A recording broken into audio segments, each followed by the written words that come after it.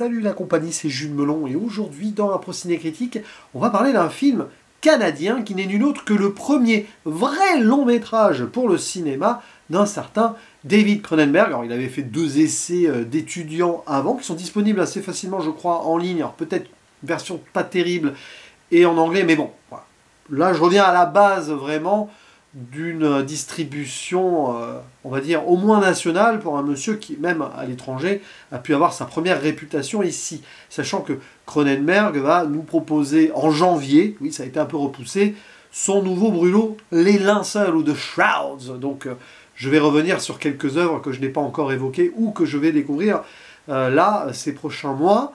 Donc, Shivers, Frisson, le titre de travail était mieux. Enfin, les titres de travail, parce que quand même, hein, Orgy of the Blood Parasites, ou The Parasite Complex, ou alors The Parasite Murders, ouais, c'est quand même un peu plus frappant que Shivers, qui est très réducteur et qui ne dit pas grand-chose, un film d'horreur donc, qui, on va dire, est franc du collier sur pas mal de points, et dans lequel nous retrouvons quelques acteurs, alors pour la plupart canadiens, pas très connus peut-être du grand public, mais on a Paul Hampton, Joe Silver ou Lynn Laurie. Et alors il y en a une qu'on reconnaît bien, c'est Barbara Steele, qui a joué chez Fellini, chez Mario Bava ou chez Corman. Corman qui a failli réaliser le film d'ailleurs à l'époque, mais bon. Cronenberg, sur son scénario, finalement s'est retrouvé lui-même à la direction, et ça ne sera que le début d'une grande histoire cinématographique pour lui. Alors l'intrigue se déroule au Canada, donc à Montréal, une banlieue fictive mais qui reproduit la réalité, un endroit où il y a des beaux appartements, voilà, qui sont présentés en diapositive au début, tel un endroit de rêve et paisible, fameux Canada aseptisé que Cronenberg va envoyer valser ici. Un jeune couple débarque, s'installe, ou est déjà installé plutôt, il y en a un autre qui arrive au début, mais en fait celui qui va nous intéresser, les Tudors, c'est marrant, tiens, comme nom, sont là, et alors que tout a l'air calme et tranquille, en fait, dès le début, montage parallèle, avec l'installation ou la visite pour de nouveaux arrivants, eh bien, il y a un meurtre commis par un docteur, le docteur Hobbs, on va revenir sur son nom, monsieur, qui, clairement, éventre, enfin, c'est bien hardcore, quand même, une jeune femme, voire une jeune fille, quand même, qui est très très jeune. Et ça ressemble presque à une sorte de crime pervers, on ne sait pas trop. Et il s'avère que petit à petit, on va s'intéresser surtout à Nicholas Tudor, qui est joué par Alan Mijikowski, qui a des problèmes d'estomac avançant, qui, voilà, convulsions et tout, et qui un beau jour va recracher un parasite. Et ouais, c'est un film peut-être de possession comme ça, parasitant. Et ce parasite va se balader un peu partout et probablement aller contaminer d'autres personnes. Oui, c'est un film de contamination aussi.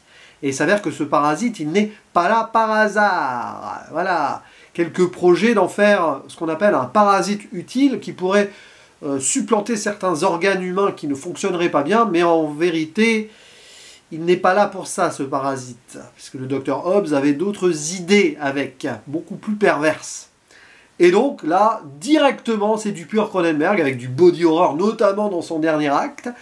Une touche de film de zombies aussi, et ça c'est passionnant. Vers la fin, on n'est pas loin de Romero, mais dans l'appartement, dans la piscine, je ne vais pas forcément révéler ce qui s'y passe, mais c'est bougrement angoissant et foisonnant, passionnant, ce qui se passe dans la toute conclusion. Tant et si bien que d'ailleurs, jusqu'ici, le film, je te l'ai en mode, oui, c'est sympa, ça vivote un peu, tout ça.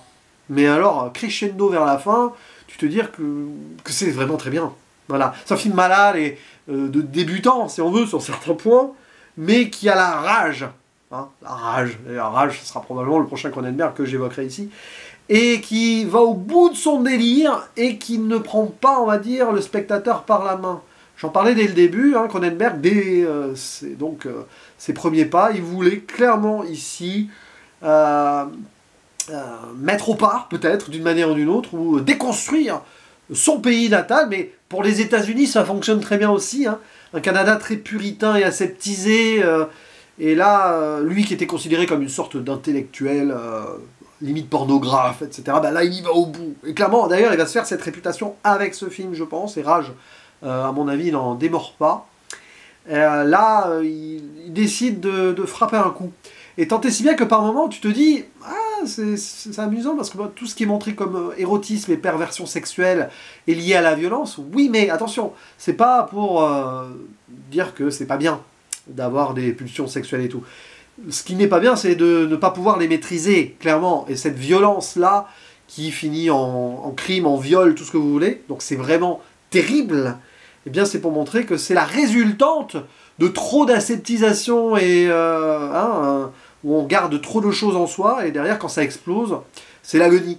Dans un monde qui agonise dans son faux cadre rêveur, derrière, ça va trop loin, et si on retient l'humain dans ses pulsions, derrière, il va en faire n'importe quoi de ses pulsions. Très probant discours sur le monde moderne, dans le sens où beaucoup de crimes peuvent être commis aussi à cause d'une société à carcan, qui ne s'occupe pas vraiment bien de son humanité. Et là, on y est en plein dedans, d'autant plus qu'il y a toute une idée de médecine derrière, le docteur Hobbes quand même, là, qui non, c'est pas juste récupérer, on va dire, la fonctionnalité des organes de ses patients. Non, non, non. C'est clairement quelqu'un qui veut montrer, qui veut peut-être prouver d'une certaine manière que l'homme, dans son fort intérieur, est un animal sauvage qui est soumis à ses pulsions. Et c'est marrant parce que Hobbes, Thomas Hobbes, c'est un philosophe très connu qui a voulu un peu démontrer cela aussi en faisant, on va dire, des thèses et comme quoi, justement, l'homme dans la société, au final, il en résulte à potentiellement une sauvagerie, une violence, un animal apolitique, contrairement à ce qu'Aristote disait, l'animal politique.